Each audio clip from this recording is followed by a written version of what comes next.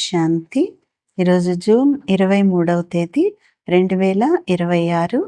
శివబాబా వినిపించిన మురళి సారాంశము.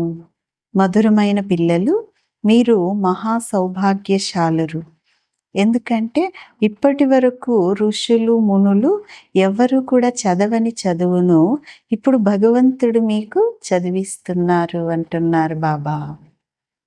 ప్రశ్న: డ్రామాలో రచింపబడిన ఏ భవిష్యత్తును గురించి పిల్లలైన మీకు మాత్రమే తెలుసు, కానీ ప్రపంచానికి తెలియదు. సమాధానం: ఈ రుద్రజ్ఞాన యజ్ఞం నుండి వినాశ జ్వాల ప్రజ్వలితమైందని, ఇప్పుడు మొత్తం పాత ప్రపంచమంతా ఇందులో స్వాహ అయిపోతుందని మీకు తెలుసు. ఈ నిశ్చితమును ఎవరు కూడా తప్పించలేరు.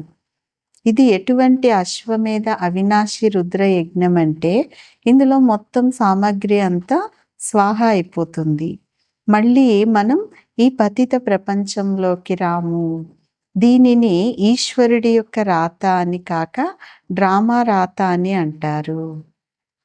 ఈరోజు పాట: మనస్సు అనే దర్పణంలో నీ ముఖాన్ని చూసుకో. మంచిది.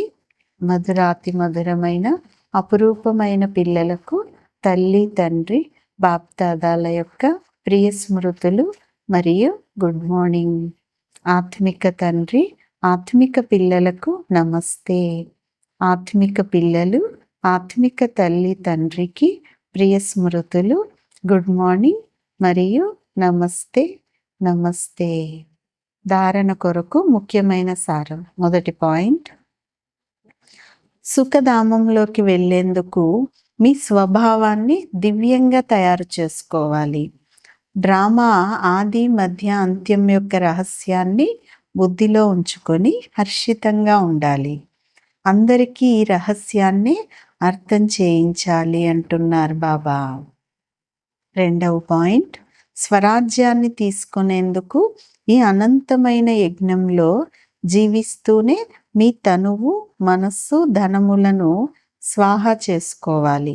మొత్తం అంతటిని కూడా కొత్త ప్రపంచానికి బదిలీ చేసుకోవాలి అంటున్నారు బాబా.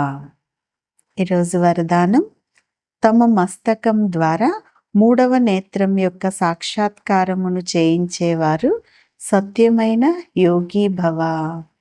వరదానం యొక్క వివరణ: స్మృతి చిహ్నాలలో యోగి మస్తకంపై మూడవ నేత్రాన్ని చూపిస్తారు.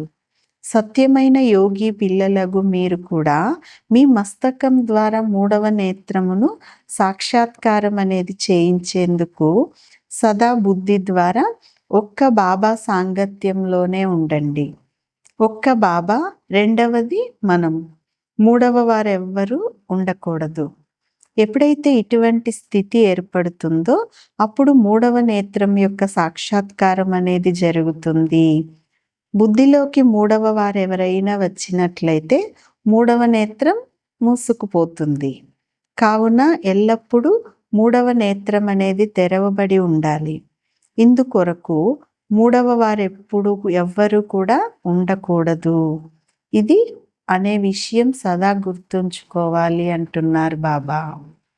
స్లోగన్: ప్రశ్నాచిత్తులుగా అవ్వటము అనగా వ్యాకులత చెందటం మరియు వ్యాకులపరచటము.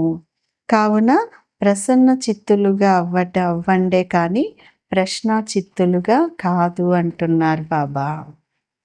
అవ్యక్త సూచన: సదా హర్షితంగా ఉండేందుకు మీ స్వభావాన్ని సరళంగా చేసుకోండి, సహనశీలులు కండి.